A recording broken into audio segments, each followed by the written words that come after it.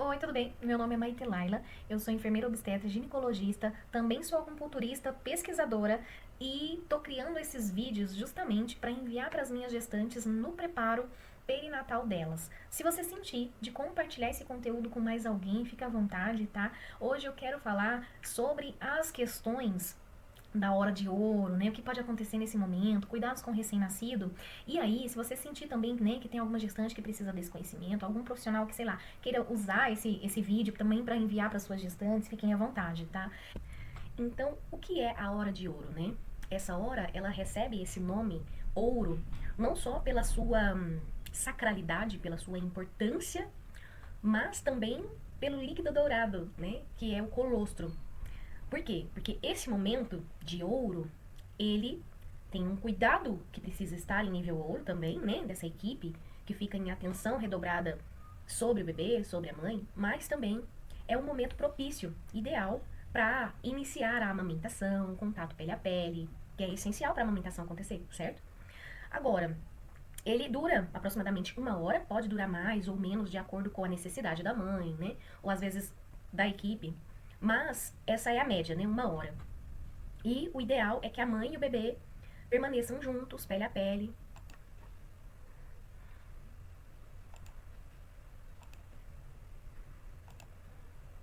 Num contato pele a pele, né? E que isso não seja interrompido. A não ser que exista alguma intercorrência, claro, né? Por quê? Porque é o tempo para a mãe e o bebê se conhecerem, terem o que a gente chama de imprint, né? Que é aquele momento de onde o amor começa a surgir. Mas falando em amor, é muito importante a gente ressaltar, né? Que muitas mulheres, elas idealizam esse momento, né? O momento do imprint, de uma forma muito surreal, assim, né? Durante a gestação. E aí, quando esse bebê nasce e esse imprint não acontece com tanta intensidade quanto estava se esperando, pode acontecer de ter uma frustração, né? Eu, por exemplo, tive isso, né? Eu tive dificuldade de me relacionar com a barriga, era muito estranho conversar com o bebê em voz alta, sem ver o bebê, sem ter um retorno, né? E aí eu me dizia pra mim mesma, não, quando nascer eu vou conversar com esse bebê. E aí quando o Miguel nasceu, não só pela própria história do parto, né, que não foi um parto muito legal, mas apesar de normal, né, normal, é, não foi assim, esse imprint de amor enlouquecidamente, né?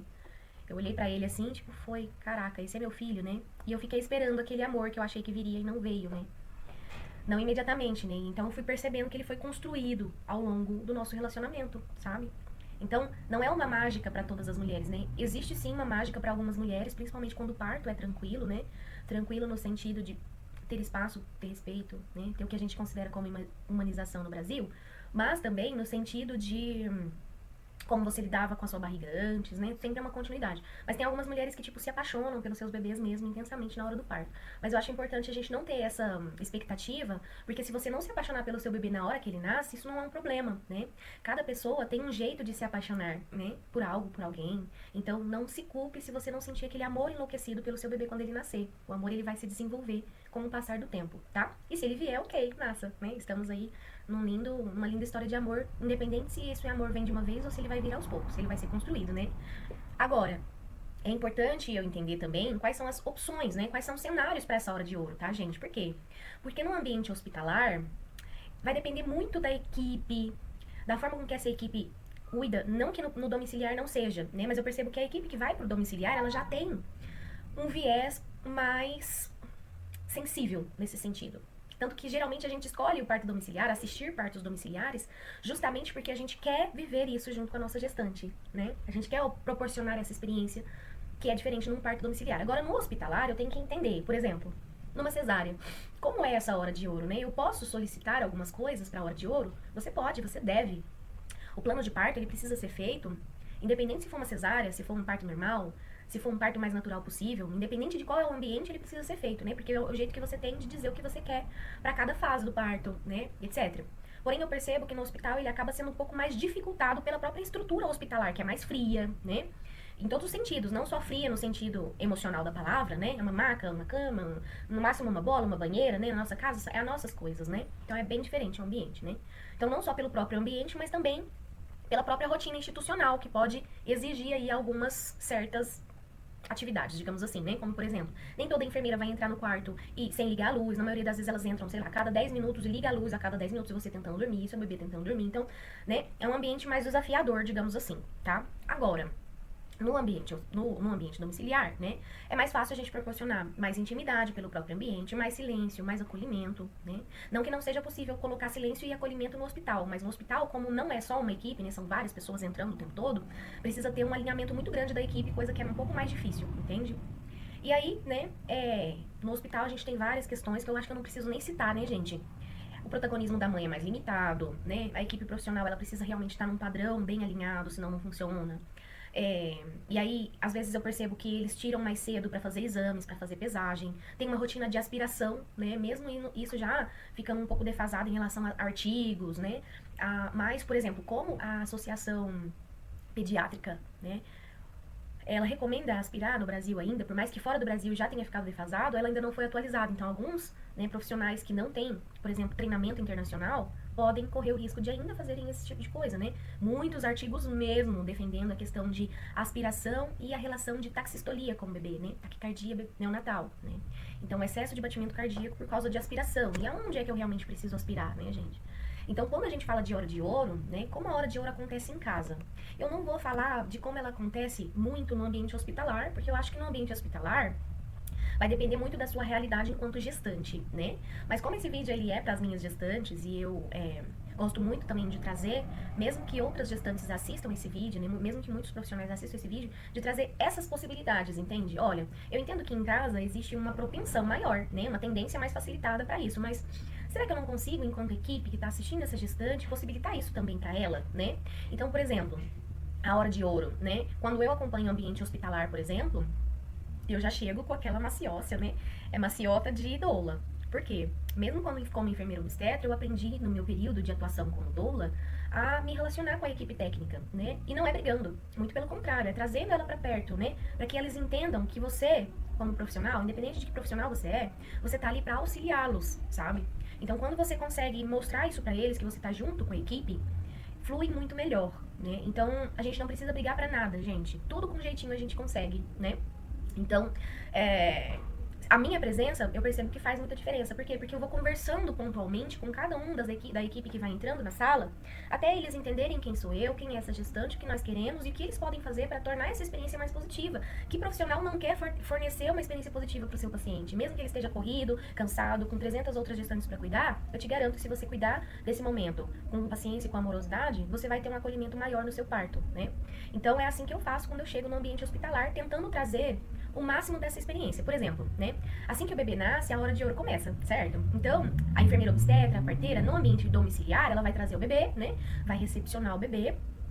E aí, ela vai entregar esse bebê no peito da mãe, no pele a pele, certo? Aqui, eu gosto muito de trazer o casulo, né? O casulo, ele é um top de malha, de algodão, né? Onde eu visto ele aqui na minha gestante, na minha parturiente. Assim que o bebê tá quase nascendo, a gente já veste.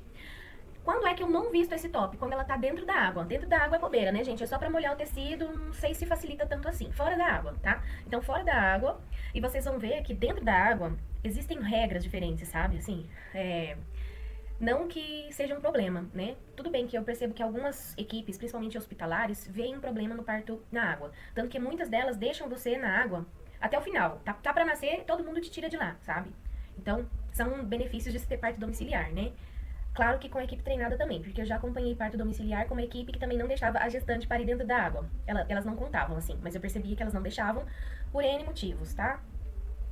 Mas, o que acontece? Se a equipe não sabe o que ela tá fazendo, é melhor ela não correr o risco mesmo, né? E aí, gente, né, nesse momento aqui, independente se for com o casulo ou sem o casulo, esse bebê é prioritariamente colocado direito no peito da mãe, né? Então, esse bebê, ele nasce, ele vem pra cá, né? Então, quando ele vem pra cá, nesse lugar, que é um quentinho, né, que é o calorzinho da mãe, ele vai, então, já ter esse primeiro contato com esse mundo externo, certo? E aí, sim, eu como profissional, é que vou olhar pra esse bebê depois de um tempo, né, não que eu já não esteja observando ele desde lá, mas é agora que eu vou considerar, olha, tá bem, não tá, tá respirando, não tá, né? Então, por quê? Porque os bebês, eles demoram um tempinho mesmo pra chegar, né? E essa chegada, ela precisa ser respeitosa, né? E esse profissional, ele precisa entender que ele tem tempo pra esperar. Não é imediatamente, o bebê nasceu, já tem que respirar, não. Por quê? Porque ele ainda tá conectado com o cordão, né? Então, enquanto o cordão tá pulsando, enquanto o cordão tá conectado, a placenta tá conectada, eu tenho tempo, sabe? Tenho bastante tempo, inclusive, né? E aí, esse é o meu tempo ideal para eu avaliar esse bebê. Como ele tá, se ele tá chegando, se a gente precisa chamar, né? E tudo do menos para mais, sempre do menos para mais. Vocês vão sempre me ver falando isso, do menos invasivo pro mais invasivo. Então, mas não respirou, não fez nenhum movimento, mãe. Tá com, sei lá, né? Como que a gente sabe se um bebê tá bem? Existem alguns parâmetros, né, que são importantes, por exemplo, como a tonicidade muscular, né, o tônus muscular. Então, os bebês, eles, na maioria das vezes, eles nascem assim, né, com as perninhas flexionadas, com os braços flexionados, isso é tônus, né? Quando ele nasce assim, molinho, molenguinho assim, significa que eu não tenho tônus, certo? Da mesma maneira, o choro, né? O choro, para ele chorar, ele precisa respirar, né? Então, o choro é um sinal de que tá tudo bem, mas o choro é uma premissa de que ele precisa chorar? Não, o bebê não precisa chorar. Tem bebês que já nascem, já abrem um olhão assim, né? Só dá um e você percebe todo o resto, assim, né? Tipo, tem tônus, tem uma atividade, né, que você percebe que tá alerta, sabe? O tórax expande, né? E aí eu vou lá com o meu esteto, ausculto. Então, o bebê não é obrigatório a chorar, né? Que nem antigamente ainda dava assim um tapinha pra ele chorar, né? Não, ele não é obrigado a chorar. Inclusive, quanto mais tranquilo é o parto, menor a chance dele chorar, tá? Não que seja obrigatório também, meu Deus, chorou, significa que sofreu violência. Não, né? Também tem da personalidade do próprio bebê, né? Da necessidade de expelir um muco. E tá tudo certo chorar ou não chorar, tá bom? Do mesmo jeito que tá tudo certo a mãe gritar ou não gritar, né? E aí, quando eu tô fazendo esse preparo, né? O que eu faço? Eu tenho uma caminha, né? Um berço que é portátil, né? Esse berço vou chegar um pouquinho pra trás pra vocês verem como que ele é. Ele é mais ou menos uma bandeja, né? Onde aqui eu tenho uma conexão com a tomada, porque eu tenho uma manta aquecida aqui, né? E aí aqui embaixo eu coloco já no início, né? Ali quando eu percebo que a mulher já tá entrando no expulsivo, eu já começo a preparar esse berço, né? E aí aqui eu deixo aqui embaixo, ó, tem um espaço justamente para eu colocar as mantinhas, né? E aquecer. Então quando esse bebê nasce, ele não vem imediatamente pra cá, né?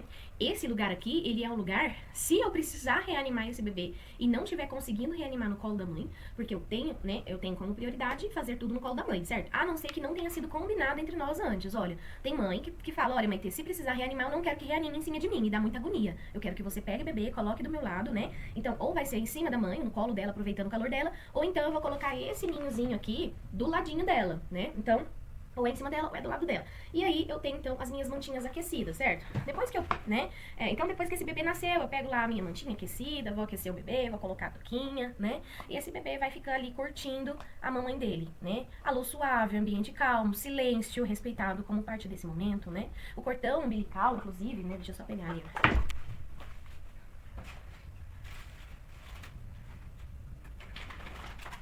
o cordão umbilical, inclusive, né? Que é... Porque que acontece, gente? Aqui, né? Nós temos, então, o bebê saindo, né? Depois que ele nasce, né? E essa bolsa pode romper aqui ou não, né? O bebê pode nascer empelicado ou pode romper antes e tal. Depois que esse bebê nasce, ó, ele continua conectado lá no útero da mãe, certo? Então, o bebê nasceu aqui, né? E aí ele continua conectado, certo? Por que eu preciso esperar esse cordão parar de pulsar? Porque quando ele está pulsando, significa que essa placenta, a mãe, ainda está entregando um fluxo sanguíneo do bebê, né? E esse sangue da placenta, ele não sai da mãe, ele já está lá na placenta esperando o bebê nascer para ele chegar, tá? Esse sangue que está aqui dentro dessa placenta, né? Porque depois, ó, depois que nasce a placenta, certo? Depois que o bebê nasce, não nasce a placenta? Ó, a placenta, né? Essa parte aqui é a parte que o bebê fica olhando para ela, né? Que a gente chama de parte fetal. E essa outra parte aqui, ó, é a parte materna, né? Onde a gente tem os cotilédones, que são essas protuberânciazinhas redondinhas que são formadas a cada mês, a cada semana, a cada trimestre, né? E aí, quando ela sai aqui do meu útero, ela provavelmente já parou de pulsar, né? Geralmente, quando o bebê nasce, essa placenta, esse cordão ainda tá pulsando. Por quê? Porque ele ainda tá conectado lá no útero, né? A placenta ainda tá conectada no útero. E esse bebê, ó, só pra vocês entenderem, ele fica aqui dentro da bolsa. Essa parte aqui conectada com a mãe e o bebê aqui dentro, né? E aí, depois que o bebê nasce, ó, nasceu, saiu da bolsa, a bolsa rompeu, né, ou não. E aí, ele continua conectado aqui nesse cordão, certo? Mas voltando aí, então, ao nosso assunto de por que esperar o cordão parar de pulsar, né? Então, um cordão, né, quando nascer, inclusive, eu sugiro que vocês coloquem a mão assim, né? Pensando o cordão, que vocês vão ver como ele pulsa, assim, sabe? De empurrar o dedo, muito forte mesmo. E como que eu sei que parou de pulsar, Maite? Que ele parou de fornecer aquela quantidade de sangue. Ele simplesmente para de pulsar mesmo. Então, você põe a mão e ele não empurra a sua mão mais, não pulsa mais, como se fosse uma grande artéria, né? E aí, significa que parou de fornecer sangue? Não. Mas 90% do sangue que precisava ir já foi, né? E aí, depois que a placenta saiu, nasceu, né? Aí essa quantidade aí já é bem menor ainda, tá? Então, não se preocupe se a equipe vier querendo cortar depois que parar de pulsar, né? E depois que a placenta nascer, tá? Algumas equipes vão esperar mais, outras vão esperar menos, né? Mas os estudos falam que cerca de 5, 10 minutos já é suficiente para parar de pulsar, né? E a gente percebe na prática que às vezes nem demora isso tudo mesmo, né? Então, cara, será que eu não posso esperar 10 minutos, né? Ok, eu posso esperar mais? Posso. Tem equipe que espera até 1 hora, né? A gente vai esperar isso tudo? Depende. Tá tudo bem com a mãe, tá tudo bem com o bebê, por que não esperar, né? Ainda mais se essa placenta nasceu, se ela não nasceu, quanto tempo ela tem pra nascer, sabe? A média da placenta nascer é de 10, 15 minutos, deu 30 minutos, não nasceu, né? A gente já tá fazendo coisas pra ajudar ela a nascer, tá? Não significa que eu vou ficar lá esperando meia hora pra ela nascer sozinha, não. Eu tô fornecendo alimento pra mãe, eu tô fornecendo líquidos, né? Eu faço, eu aplico homeopatia, eu aplico moxa, tá?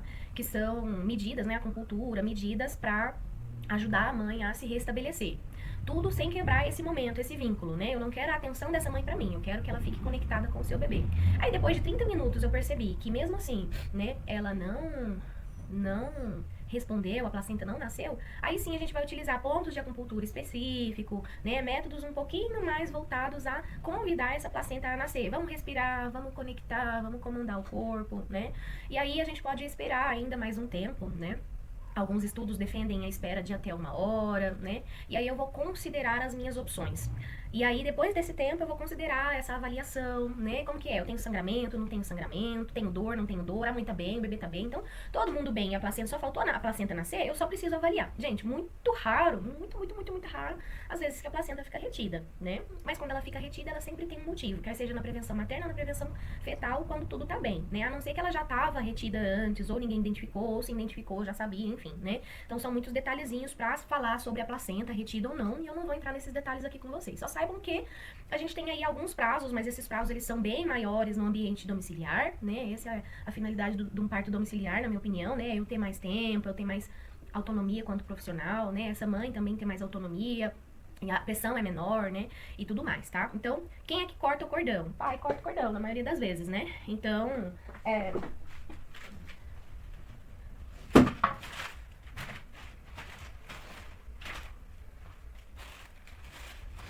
eu não consegui encontrar aqui o cordãozinho já cortado, achei. Então, gente, quem é que corta o cordão? O pai, né? Então, eu vou ofertar, não tem uma tesoura aqui pra mostrar pra vocês, mas é uma tesoura, né, cirúrgica. Eu vou ofertar a tesoura pra ele vai vir aqui, vai medir uma distância entre o bebê, vai cortar, e então ele vai ficar assim, certo? Ó, ele fica assim penduradinho, né?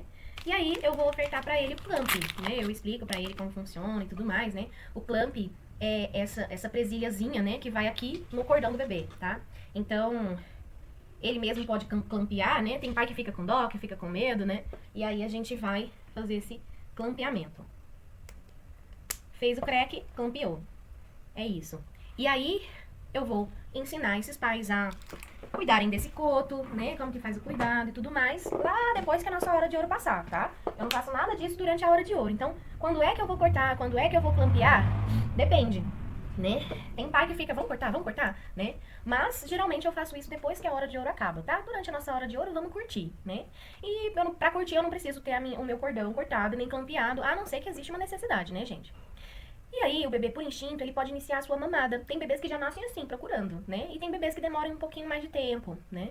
Mas a gente gosta muito de incentivar, pelo menos uma tentativa de uma primeira mamada nessa hora de ouro, por causa dos seus benefícios de se mamar nesse momento, né? O colostro, ele desce com mais qualidade, o vínculo materno-infantil também é com maior qualidade nesse momento na hora de ouro, porque a gente tem uma bomba de ocitocina, né? Favorece a contração uterina, diminui a chance de hemorragia pós-parto, né? Principalmente quando a gente está no ambiente domiciliar, que a gente quer o mínimo de intercorrências possível, a gente faz essas medidas, né? Que são delícia, né? E que são importantes, tá? E aí, né? A profissional fica ali o tempo todo, né? Então não deixa essa mulher sozinha, né? Então é 1 hora de ouro, ok? Eles vão se curtir, beleza, mas eu também não vou deixar ninguém sozinho nessa 1 hora de ouro, tá? Ou tá eu, ou tá a minha auxiliar, né? Ou tá a outra parteira que trabalha comigo, alguém tá com essa pessoa, ela não tá sozinha, né? E por mais que a gente esteja assim com essa cara de linda, aconteceu tudo bem, a gente tá avaliando tudo o tempo todo, né? Por mais que a gente não fique ali com o aparelho auscultando, né? De vez em quando eu vou lá, dou umas auscultadinhas, né? De vez em quando, principalmente se eu perceber algum desconforto respiratório, né? Mas se eu percebo que tá tudo bem com a mãe, tá tudo bem com o bebê, eu não vou ficar lá, né? Nossa, Deus, vamos aferir a pressão agora, vamos ver os sinais vitais agora, não. Como tá? Como que você tá? Tá se sentindo bem? Vamos comer alguma coisa? Tá com fome, né? Tem mãe que já acaba de parir e já fala, meu Deus do céu, cadê aquele sushi que eu encomendei, né? Então, cada parto é um parto, cada hora de ouro é uma hora de ouro. E a intenção principal é se curtir, né? Curtir o momento, aproveitar pra chorar, né? E aí tem muitas mães que ficam muito emocionadas, eu consegui, né? Enfim, então é um momento mesmo pra curtir. Mas não significa que a gente não esteja trabalhando intensamente ali, né? Ninguém percebe, a ideia é essa, é que você não perceba mesmo, né? E aí a gente vai observar o bebê, como tá a respiração, como tá o tônus, a coloração do bebê. Coloração é um problema? Não, gente. A maioria dos bebês nascem roxinhos mesmo, né? Mas a gente percebe que ele já nos primeiros minutos de vida já começa a modificar esse tom, né? Com um olhar atento, discreto, né? Muita discrição mesmo. O ideal é que vocês nem percebam que a gente tá ali, mas às vezes a gente faz umas perguntas, né? Justamente porque pergunta é melhor do que ir lá com o aparelho pra aferir pressão, por exemplo, né? Então eu sei que tá tudo bem, assim, de olhar, né? Então, aí quando eu percebo que pode ser que não esteja tudo bem, aí sim eu vou fazer uns sinais vitais, vou ver uma temperatura, né? Se tem sinais de síncope, por exemplo, né? Desmaio, a gente vai fazer alguma coisa. Não dá também pra respeitar a hora de ouro de uma forma assim, né? Como que fala? Incondicional. Não. Ele é um momento onde a gente prioriza curtir, mas se tá acontecendo alguma coisa, eu preciso fazer, né? Isso é regra pra tudo, né? E tudo com explicação, tudo com consentimento, claro, né? E aí a gente vai oferecer apoio pra mãe pra posicionar o bebê, iniciar a amamentação, os primeiros, né? Os primeiros reflexos de amamentação, as primeiras práticas de amamentação, né? Claro, se desejado também, né? Tudo é conversado antes, né? Garantindo que a mãe e que o bebê estejam aquecidos, confortáveis, bem posicionados, né? Vamos documentar os sinais vitais iniciais, sempre observando e preservando o vínculo. Então a gente não vai tirar o bebê agora nesse momento de hora de ouro, né? E se necessário, a gente vai agir com o máximo de delicadeza, com intervenções mínimas, sem romper o momento da intimidade. Resguardar o espaço físico e emocional da mulher é quase como uma guardiã nesse início. Vamos observando o sagramento da mulher, é muita coisa pra observar, vocês acham que não? E aí, pro bebê, né? Quais são os benefícios? Regulação térmica, cardíaca, porque ele vai ouvindo o coração da mãe e ele vai sincronizando esses batimentos, né? A gente ensina muito com o nosso exemplo, simplesmente vivendo, né? E aí a gente acha, nossa, meu Deus, quanta coisa eu tô fazendo errado, né? Não, basta ser, né? Eu sei que ser já é muita coisa, né, gente? Redução do choro, do estresse, estímulo à amamentação, né? Colonização pela microbiota materna, né? Tem uma teoria americana que se chama microbirthing, vale muito a pena assistir, né? É um tema que foi trazido em uma das palestras do Cia Parto de 2024, que foi muito interessante pra mim, que fala sobre essa questão da microbiota materna, né? Sobre como a gente coloniza o nosso bebê com a microbiota materna, e sobre como esse contato pele a pele, né? E o parto vaginal. E aí, em alguns momentos que não dá pra ser vaginal, vai precisar ser uma cesárea, eu vou me frustrar por causa disso? Não. Eu tenho a colonização pela microbiota na hora de ouro da cesárea também. Eu também posso fazer contato pele a pele. E outra, quando o bebê mama, todas as vezes que ele mama, independente se for dentro ou fora da hora de ouro, ele adquire a microbiota materna da pele da mãe, né? Então, assim, são muitos contatos, né? Mas, querendo ou não, o parto vaginal, o parto normal, ele tem as suas vantagens, porque essa microbiota, ela é bem mais populosa nessas regiões que o bebê entra em contato quando ele nasce, né? E isso faz muito bem para a microbiota intestinal do bebê, ele tem menos cólica, né? Tantas vantagens aí do parto normal, tá? A segurança, a adaptação suave ao mundo, né? Então, ele tem esse processo mais delicado, mais suavizado para nascer, né? E pra mãe, né? Aumento de ocitocina, favorece o vínculo, contração uterina, que é importante depois que nasce. O útero, ele tava desse tamanho, gente. E qual é o tamanho normal, né? Comum, assim, de um útero, fora da gestação? Isso aqui, olha a diferença desse tamanho com esse tamanho, né? Um punho fechado com isso aqui, que tava cabendo o bebê dentro. Isso aqui precisa diminuir muito no pós-parto imediato, né? Então, enquanto ele tá lá no estômago, ele precisa descer pra altura do umbigo aqui, sabe? Tanto que a gente considera isso, né, como um sinal de que ele evoluiu bem, né? E quando ele tem essa involução, eu tenho menor chance de hemorragia pós-parto, né? E quando ele tá ali muito cansado por algum motivo, porque foi um parto muito longo ou muito intenso, não se engane, tá? Não é porque o parto foi rápido que tem menos chance desse útero voltar mais rápido, ou, né, tem mais chance dele voltar mais rápido, ou que seja mais benefício, não, tá? Partos muito rápidos também têm os seus desafios, tá? E partos muito lentos também têm os seus desafios, né? Mentais, físicos, né? Então, algumas musculaturas se cansam pelo trabalho extenuante, né? Tanto super rápido, isso também faz a musculatura, né, se estressar. Então, não se engane, tá? Tem mais a ver com o processo como um todo, a personalidade da mãe, como ela tá lidando com isso, do que realmente a musculatura por si só, né? Então, assim, excesso de estresse durante o trabalho de parto, intervenção durante o trabalho de parto, né? Então, existem coisas que vão aí contribuir para uma hemorragia, para uma dificuldade desse útero involuir, etc, tá? Mas assim, colocar o bebê para mamar ajuda muito, porque continua tendo contração, né? E tem muitas mulheres depois que o bebê nasce reclamam: "Ah, meu Deus, achei que ia nascer e ia parar de doer". Não, calma. Você não tá sentindo mais aquela dor do parto, tá? Não, mas você vai continuar sentindo cólica, né? Então, uma cólica é bem mais tranquilo do que uma contração de parto, né? E a cólica, ela não é só esperada, mas ela também é desejada, porque ela é um sinal bom de que esse útero tá involuindo, né? Então, ele vai involuindo e vai voltando ali no pós-parto imediato, então, aí na altura do umbigo, né? E aí, no tempo de resguardo, ele vai voltando, então, a esse tamanho de punho, né? Que é ali um tamanho de um útero comum sem estar gestante, tá?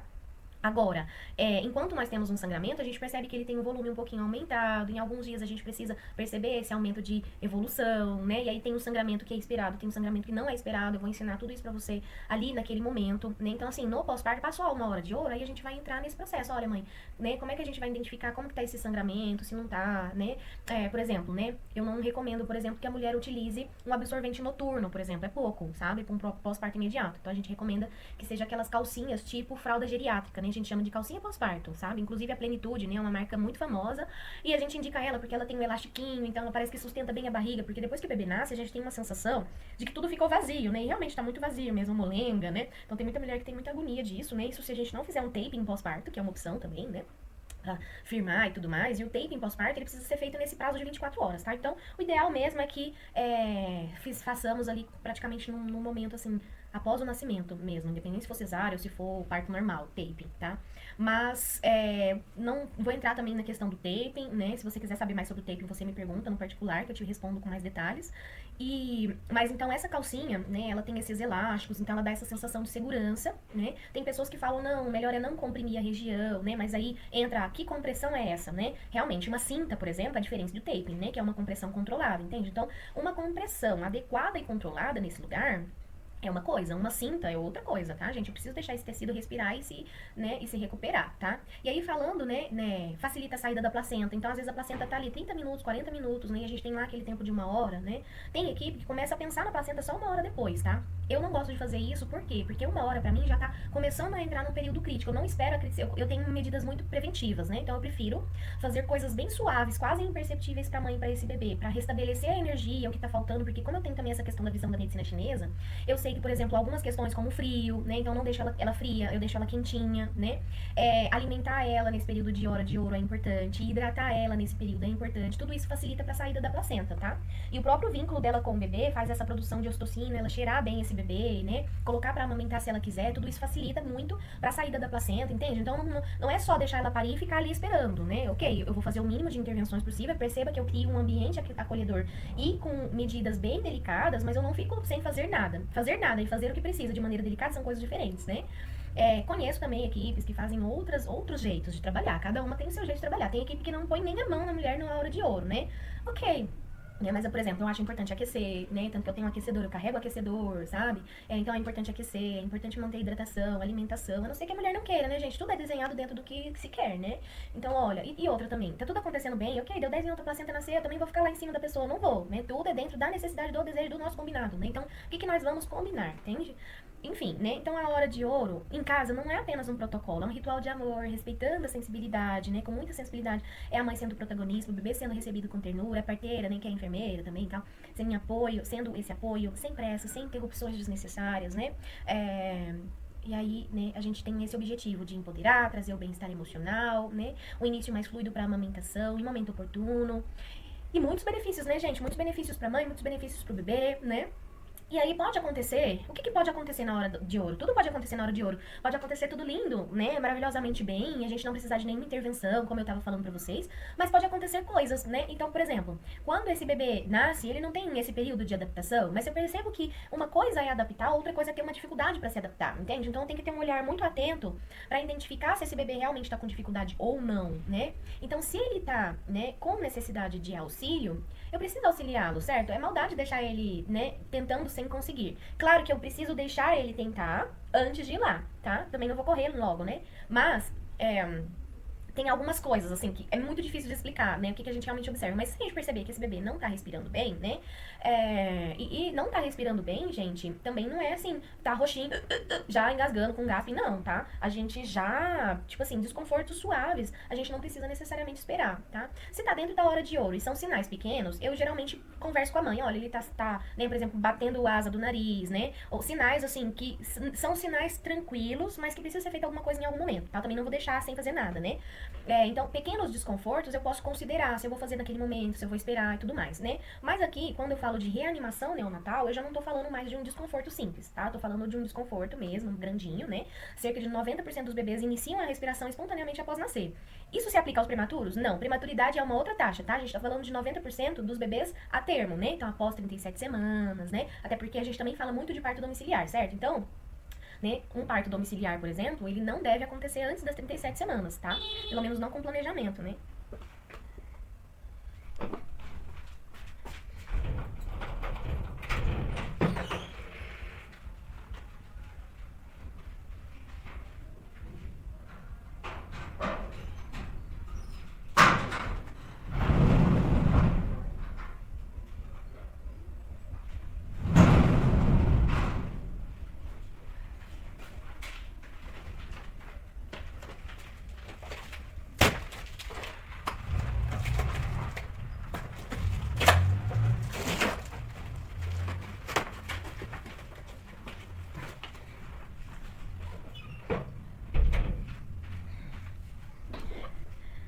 Então, né, então, nessa questão domiciliar, então a gente não acompanha, né? Ou teoricamente não deveria acompanhar, né? Um parto pelo menos não planejado. Por quê? Porque uma gestação de 35 semanas, né? Um bebê de 35 semanas, aí ele já não tá mais nesses 90%, é uma outra possibilidade, né? Já não tá mais incluso no baixo risco, né? Então, o profissional que vai assistir esse bebê menos de 37 semanas, ele tá correndo um risco, né? De não conseguir auxiliar, né?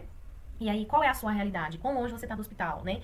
Etc, entende? Então, assim, em casa, como que a reanimação é feita, tá? Então, primeiro, né, a parteira, a enfermeira obstetra, né? Tem enfermeira obstetra que se chama de parteira, né? Tem parteira que é parteira tradicional. Então, vamos chamar todo mundo de parteira, tá? Mas entenda que, né, tem gente que é só parteira, tem gente que é só enfermeira, tem gente que é enfermeira parteira, né? Pra mim, a enfermeira obstetra que atua no parto domiciliar, ela pode sim ser considerada de parteira. Mas, é difícil, né? Principalmente, por exemplo, eu, né, convivo com as parteiras tradicionais da Chapada. Então, eu percebo, assim, que existe umas certas rispas em relação a essas nomenclaturas, né?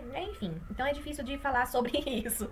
Mas, então, a profissional, né, independente se é tradicional, se é formada, enfim, recebe o bebê com calma, com atenção. Ela vai avaliar imediatamente os sinais, certo? Que sinais são esses? Tônus, se o bebê tá firme e ativo, lembra? Cor da pele, que a cor da pele isoladamente não é nada, tá? Respiração e batimentos cardíacos. Então, eu vou lá com o meu esteto, vou auscultar, né? E respiração. Como que eu sei que o bebê tá respirando? Choro é um dos sinais de respiração, né? A expansão torácica, tá? Se ele tá atento, calmo, olhando pra mim, e tem batimento cardíaco, ok, tem, né, a expansão torácica, claro, tá respirando, ok? Bom, eu vou manter o bebê em contato pele a pele com a mãe, então, olha, que eu tenho alguns segundos, né, pra avaliando esse bebê. Enquanto eu tô no caminho pra entregar ele pra mãe, eu tô avaliando esse bebê, tá? Não deixe de avaliar ele em nenhum momento. Ele tá aqui com um tóraxinho dele aqui na minha mão, eu tô percebendo se ele já tá expandindo ou se ele não tá expandindo. Eu tô olhando pra ele o tempo todo, né? Como se diz, um olho no peixe e um olho no gato. Porque ao mesmo tempo que eu tenho que avaliar o bebê, eu também tenho que avaliar a mãe, né? Por isso que eu gosto de trabalhar sempre junto com outros profissionais, né? Eu não gosto de trabalhar sozinha no parto domiciliar. Quase nunca faço, né? Pra não dizer nunca. E aí, o ideal é 2, 3 profissionais, tá, gente? E aí, né? Eu vou entregar esse bebê, contato pele a pele. Enquanto isso, eu tô observando, continuando observando se tem uma respiração eficaz, se essa mãe tá bem. Estimulo suavemente o bebê se necessário, né? Então, assim, posso, por exemplo, nesse período que o bebê acabou de sair, dar uma leve, né, esfregadinha nas costas dele, né? Ou então uma leve inclinada, assim, com o bebê pra baixo, sabe? Essa inclinadinha aqui ajuda o muco a sair, né? Principalmente quando é pélvico, de emergência, né? Porque a gente não faz pélvico planejado em casa, tá? É só no ambiente hospitalar, né? Sem contar que a gente tem tantas opções, né, antes do pélvico, né? Por que eu vou escolher pélvico? Mas tudo bem, é uma escolha da mãe, a gente apoia, a gente fala dos prós, a gente fala dos contras, o que dá, o que não dá, né? Enfim, então nasceu, precisei fazer invertida porque talvez tá precisando, né? Não, voltou, ok, entrego pra mãe. Não voltou, não, vou entregar pra mãe já considerando o que eu posso fazer aqui. Pegar um esteto, auscultar coração no colo da mãe, né? Então tudo eu vou priorizar primeiro o colo da mãe, tá? Coloquei paninhos quentinhos nele, né? Aqueci, posicionei bem, posicionei ele lá no colo da mãe, né? Enquanto isso a mãe tá se derretendo, né? Se derretendo de amores, tá? E aí, nesse processo, né, como por exemplo, né, secar com toalha, né? Então leve fricção nas costas, fricção no plantar dos pés, tudo isso ajuda esse bebê a voltar, tá? Chegar, né? Na verdade, porque ele ainda não foi, né? Então ele tá chegando. Então, mas se eu fizer tudo isso e o bebê ainda continuou sem respirar, a profissional, a enfermeira obstetra, tá? Nem toda parteira tradicional sabe o que fazer, tá? Porque ela precisa de treinamento extra, né? Porque na formação de uma parteira tradicional, como é uma formação muito pessoal, empírica, passada de parteira tradicional pra parteira tradicional, né? Então, mas eu tenho uma parteira tradicional que vai me acompanhar. Senta com essa parteira, conversa com ela, entenda do que ela sabe, do que ela banca, do que ela não banca, né? Quais foram os treinamentos extra que ela fez, ou se ela ficou somente na parte tradicional mesmo, né? Raiz da palavra, né? Ou seja, se ela só tem ali a luva, o rezo e a fé, né? Tem parteira tradicional que usa, por exemplo, daime como recurso, né? Ayahuasca, sabe? Cannabis, né? Ou até mesmo somente fitoterápico, né? Tipo, olha, se eu tenho um sangramento importante, quais são os recursos que você tem? Você faz massagem uterina? Ou não? Não, eu só uso fitoterapia, né? E funciona, né? Então, questione ela, converse com ela, né?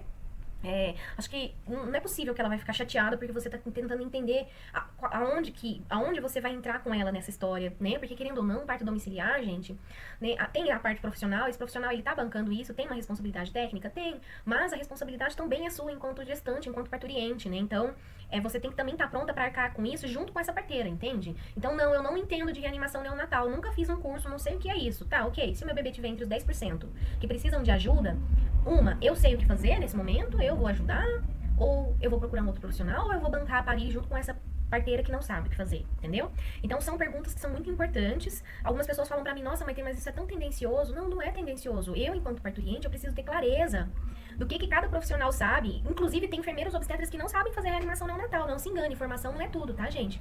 Pelo menos título não é tudo, né? Porque essa enfermeira obstetra, no curso de especialidade que ela faz, especialização, gente, a gente não aprende a fazer reanimação neonatal, tá? Reanimação neonatal são cursos extras que a gente precisa fazer. Bebê pélvico são cursos extras, né? Acupuntura são cursos extras. Então, fitoterapia, aromaterapia, tudo são cursos extras, né?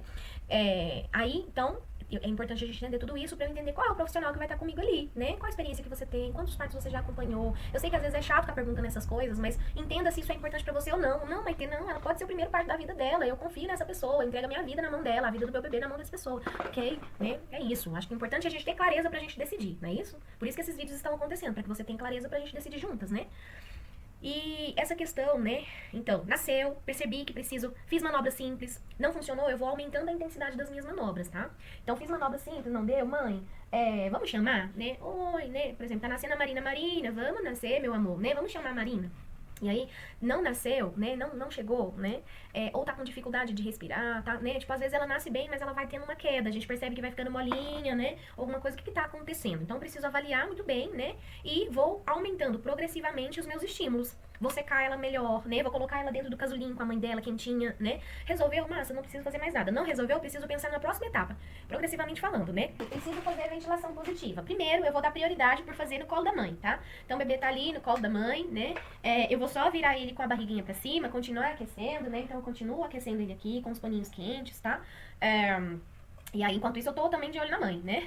E aí, nesse momento aqui, posicionei o bebê em cima da mãe, posicionei a cabeça, posicionei tudo. Então, eu vou fazer a primeira, né, ventilação positiva, tá? A ventilação positiva, eu tenho 2 métodos pra fazer ela. Não vou explicar tudo com detalhes, né? Mas existem 2 jeitos de fazer. Uma coisa é o que a gente chama de suporte, outra coisa é realmente a ventilação em si, né? A reanimação em si, tá? Então, uma coisa é o suporte ou o resgate em alguns locais, né? Que falam dessa técnica. Eu utilizo a técnica da Karen Strand, né?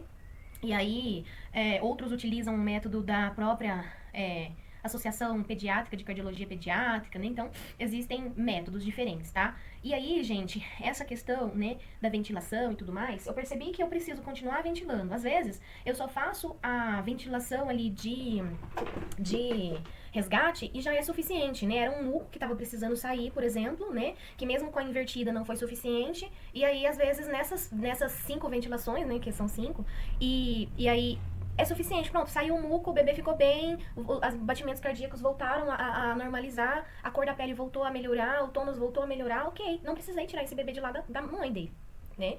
Agora, como eu disse pra vocês, pode ser que a mãe não se sinta bem tendo o bebê no colo dela sendo reanimado, tá? E aí tudo é combinado, né? Mas eu dou prioridade quando é assim, tá? Principalmente quando a mãe quer também, né? E aí tá, terminei, ok, melhorou, massa, eu não preciso continuar fazendo mais nada, só continuar observando, etc, né? Mas eu fiz isso e eu percebi que mesmo assim não voltou, não teve uma melhora, né? Enfim, o que era pra melhorar, né? Continuou no mesmo sinal, no mesmo sintoma, né?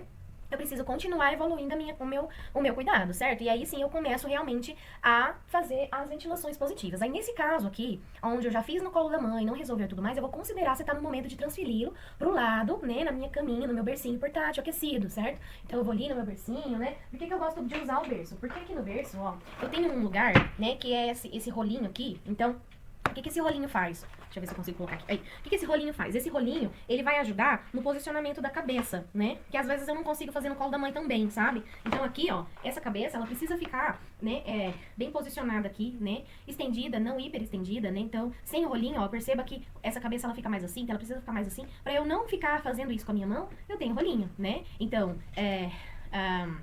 enquanto meu bebê tá aquecidinho aqui e tudo mais. Então, eu vou, começar, né, com a minha... Gente, não é assim, tá? Porque eu preciso das duas mãos aqui, eu só tenho uma, tá? Então, uma mão posiciona a cabeça do bebê e a outra mão, ó, fazendo um C aqui, né, eu vou, fazer a minha ventilação, ok? Sempre observando a cada, né, ciclo, como que tá o batimento. Se o batimento começar a cair mais de 60 batimentos por minuto, eu preciso também considerar fazer massagem cardíaca junto com a ventilação. 1, 2, 3, ventila, né? Então, isso tudo vai se evoluindo, né, progressivamente, se eu não tenho uma melhora, tá? Melhorei, eu paro, reobservo, reanaliso todos os sinais, tá ok, né? Tenho também o saturador, né? O aparelho de saturação. Aqui.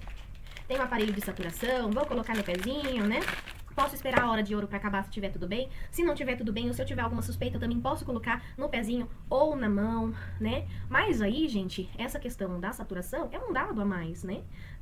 Tá saturando bem, tá oxigenando bem, mesmo depois de uma leve reanimação, ok, o importante é ele ficar bem, certo? Não ficou bem, mesmo assim, tô fazendo tudo isso e ainda continua mal, eu vou poder considerar depois de algum tempo, tá? Depois de alguma necessidade, nesse momento aqui, gente, eu já começo a conversar com os pais da possibilidade de transferir se o bebê não melhorar, tá? Enquanto eu vou reanimando esse bebê, as outras meninas que estão me auxiliando, os pais vão arrumando, né, bolsa mala pra ir pro hospital, etc. E aqui, né, eu vou considerar, então, diante de uma não melhora, eu vou considerar, então, colocar a máscara laríngea, né? A máscara laríngea, ela é mais efetiva do que o ambu, né, que é esse aparelhozinho aqui, né, máscara válvula bolsa. E aí, a máscara laríngea, né? Esse aqui é uma máscara laríngea para um bebê de 5 a 10 anos, tá? Então, ele é uma máscara um pouquinho maiorzinha, né? Para um neonato é menorzinha, para um neonato ele é um pouquinho menor do que essa daqui, mas essa a grossura aqui dessa cânula é mais ou menos por aqui, né? É um pouquinho menor. E aí, como que ela é feita, né? Ela é introduzida na região oral da criança, né? Eu tenho aqui um modelinho para mostrar para vocês. Ai, desmontou, peraí, vou montar, tô montando, calma aí. Então, quando é que eu vou considerar utilizar a máscara laríngea, gente? Aonde eu teria que fazer mais uma intubação, por exemplo, certo? O que eu posso fazer antes da máscara laríngea? Eu posso, por exemplo, colocar oxigênio, né? Mesmo ali com a máscara, tá? Só com o ambu, né? Ou então eu posso já colocar a máscara laríngea, já colocar oxigênio e transferir esse bebê, tá? Uma coisa não exclui a outra. Por quê? Porque mesmo com a máscara laríngea, eu vou precisar continuar ventilando, certo? Então, o que antes eu tava ventilando com a minha máscara facial, agora eu vou ventilar com a minha máscara laríngea, certo? Então, ela é conectada aqui em cima e aí ela tá mais invasiva. Por que eu gosto da máscara laríngea? Uma, porque a enfermeira obstetra tem, né, bem treinada, claro, ela tem liberação para utilizar, mas também pelo fato de que a máscara laríngea ela é menos invasiva do que a intubação, sem contar que ela é indicada quando a intubação não é bem sucedida, tá? Então, por exemplo, no meu caso, que moro numa cidade onde o hospital não é bem treinado, eles agradecem quando eu chego lá com máscara laríngea porque eles não precisam intubar, porque eles não são muito bons em intubação neonatal.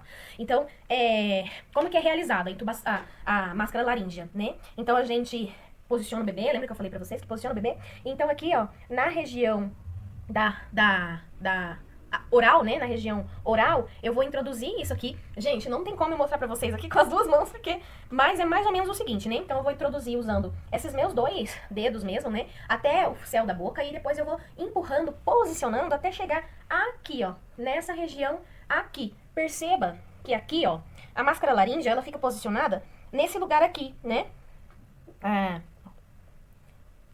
Nesse lugar aqui. E olha só que interessante, aqui no nosso laringe-faringe, né? Então aqui é o sistema oral e aqui é o sistema respiratório, certo? Então eu vou introduzir no sistema oral e ela vai descer até ela encontrar resistência. Então, a partir do momento que eu encontrei uma resistência, eu também não fico forçando. Então, é por isso que é tão legal ela ser flexível assim, né? Então ela vai desinsuflada, tá? Eu desinsuflo ela primeiro pra introduzir, depois que eu introduzo, ela não força mais do que eu tô sentindo a resistência, eu não fico forçando a mais, então ela causa menos dano a essa região do que a própria intubação, né, que é um material rígido, mas a gente também confia nos médicos que estão fazendo, a gente acredita que eles são capazes, né, mas quando não são capazes, quando não são bem treinados, a chance de dar ruim é bem maior com a intubação, porque é um material mais rígido, entende? Por que a máscara laríngea é uma opção melhor? Mas enfim, então, quando ela vem aqui, gente, ela se posiciona exatamente aqui. Aqui é onde passa a minha glote, né? Onde passa o meu sistema digestivo, ou seja, a faringe. E aqui, né, a laringe, na verdade. E aqui na frente, ó, nessa parte anterior, né? Mais aqui na frente do meu sistema esofágico, ela passa, então, na parte anterior, certo? Então, quando a minha máscara se posiciona, perceba que, ó, ela oclui a parte da digestão e fica ventilando apenas para a parte respiratória. Então, ela manda o ar para esse lugar aqui, ou seja, para a região do pulmão e não para a região digestiva, né? E quando a gente está ventilando ali, então, com a ajuda de uma pessoa, tem uma pessoa ventilando, a gente percebe que tem uma expansão torácica mais efetiva do que estava acontecendo com a máscara, né? Facial. A gente percebe que a saturação começa a melhorar, a pressão começa a melhorar, tudo começa a melhorar, ele tem mais cor, né? E a gente fica assim até ter uma regulamentação, uma regularização dos sistemas vitais. Melhorou os sistemas vitais, eu vou considerar, então, retirar a máscara laríngea, né? Não teve uma melhora, aí eu vou transferir, entendeu? Então tá todo mundo pronto pra transferir, pode ser que a gente desconsidere transferir. Agora, se eu retirar a máscara laríngea e ter uma nova queda, aí eu vou com a máscara facial novamente. Então perceba que tem todo um processo. Não houve melhora mesmo assim. Aí sim, gente, o bebê só tá ficando bem com ventilação artificial. Então a gente vai precisar transferir ele pro hospital, porque a gente não pode também ficar aqui na mão o tempo todo, né? Porque enquanto tá tudo bem aqui, a gente mantém o bebê bem até a gente transferir. Lá, provavelmente ele vai pra uma UTI e a gente vai preparando os pais, né? Pra essa situação. Quando que isso acontece? Gente, 0,000000001 dos bebês. Por quê? Porque 90% deles tem necessidade de respiração espontânea. 10% vão precisar de uma ajudinha, sabe? Um empurrãozinho pra dar uma respirada. Que é posicionar, friccionar, alguma coisa do tipo. Somente uma outra porcentagem bem pequena, né? Então, só uma porcentagem desses 10% é que vão precisar de uma ajuda intermediária, que é aquela que eu falei pra vocês, no colo da mãe. Então, qual vai ser a chance de eu precisar tirar do colo da mãe, porque nada resolveu, nananana. A não ser que esse bebê tenha tido alguma doença e eu não identifiquei no meu pré-natal. Por isso, um pré-natal é muito importante, um pré-natal bem feito, né? Então, por exemplo, eu não acompanho o parto domiciliar sem ter acompanhado o pré-natal da pessoa todo. Mesmo que essa pessoa tenha feito pré-natal no SUS, eu fico recebendo sempre todos os exames, direcionando tudo, os médicos daqui já estão até acostumados. Ah, foi a mãe que pediu, então vamos fazer também. Então vamos fazer, entendeu? Por quê? Porque, mesmo que não seja por mim, né, mesmo que não seja eu solicitando os exames e tudo mais, porque eu posso solicitar como enfermeira obstetra de baixo risco, eu sou responsável por tudo, né? Eu não preciso intercalar com o médico se eu não quiser, a não ser que essa gestante não tenha condição de pagar todas as sessões de pré-natal, né? E aí, a gente adapta de acordo com a realidade de cada família, certo? Mas, gente, eu não deixo de acompanhar porque ela não tá fazendo pré-natal comigo, porque sou eu que vou lidar com o parto, né? E aí, o parto, eu sei que é essencial todo o processo durante a gestação, então eu faço questão de acompanhar toda a gestação, todas as necessidades da gestação, enfim, entendeu? Então, a chance disso acontecer é muito baixo, né? Muito, muito, muito, muito baixo mesmo, a não ser que tinha alguma questão que eu não vi, né? E por que eu não vi? Ou porque eu não tava acompanhando, que acontece, né? Ou porque eu não soube mesmo avaliar, né? Tipo, sei lá, por algum motivo eu não soube avaliar, né? Então, geralmente a gente identifica antes, tá? Questões anatômicas, né, e etc. Mas se é um bebê de baixo risco, uma mãe de baixo risco, uma gestação de baixo risco, um pré-natal bem feito, todos os exames realizados, todos os preparativos necessários pra acontecer de uma forma fluida, gente, não tem, assim, quase nunca acontece, tá? Eu falo que eu carrego tudo isso pra não usar. Tudo pra não usar. Mas se precisar, eu tenho na minha mão, né?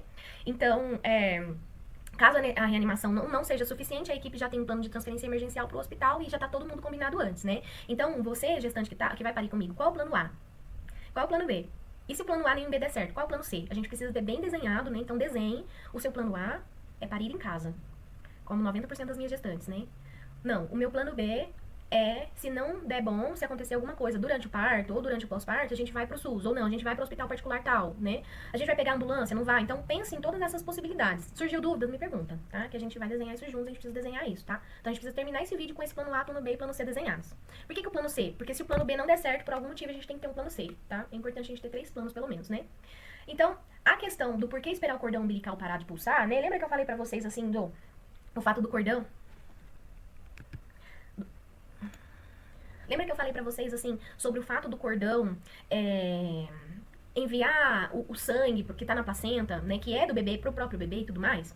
Esse sangue, gente, ele é cerca de 20% de todo o sangue que o fígado do bebê armazena. Pensem comigo. O leite materno, ele não tem ferro, certo? Então, ele tem vários nutrientes, várias vitaminas, mas ele não tem ferro. Se ele não tem ferro, ou seja, se a mãe não consegue passar ferritina, ferro para esse bebê, né?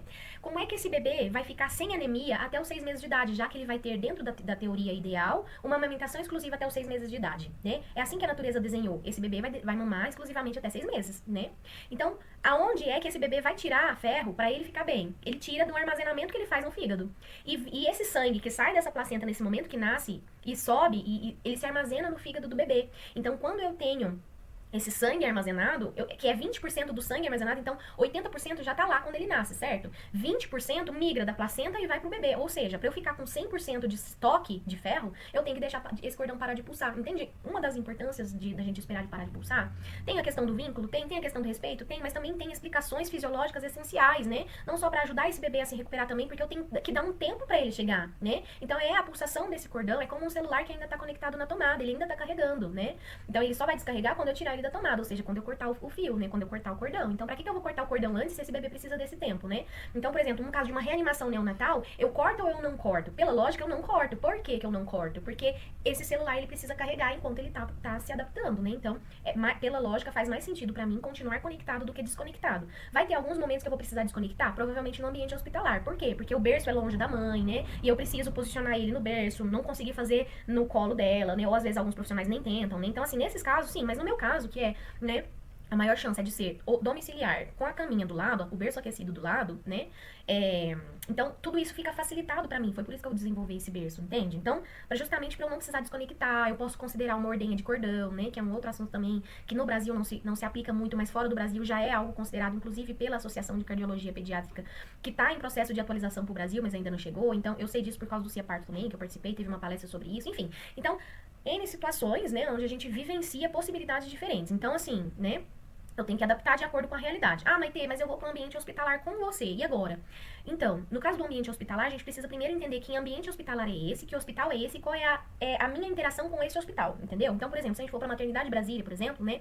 A minha liberdade para fazer as coisas lá é uma, né? Com Santa Marta é outro, entende? Então, cada hospital me dá uma liberdade diferente. Então, se eu precisar fazer uma reanimação neonatal, se tiver pediatra na sala é uma coisa, se não tiver é outra. Então, querendo ou não, se a gente tem um pediatra particular, a gente acaba decidindo mais. Tudo que é no particular, a gente decide mais, né, gente? Se a gente espera um pediatra de plantão, é uma surpresa. Um obstetra de plantão é uma surpresa. Então, a gente vai com um certo preparo, com uma certa abertura, porque eu estarei lá com você, mas a abertura não é tão grande quanto um parto domiciliar, com certeza, né? Mas eu também entendo que mulheres se sentem mais à vontade num ambiente hospitalar, porque a gente tá longe de hospital, né? Então, cada mulher vai desenhar de acordo com onde se sente mais segura, certo? E o meu papel é apoiar, né? E a gente vai conversar sobre os prós e os contras de cada decisão, certo?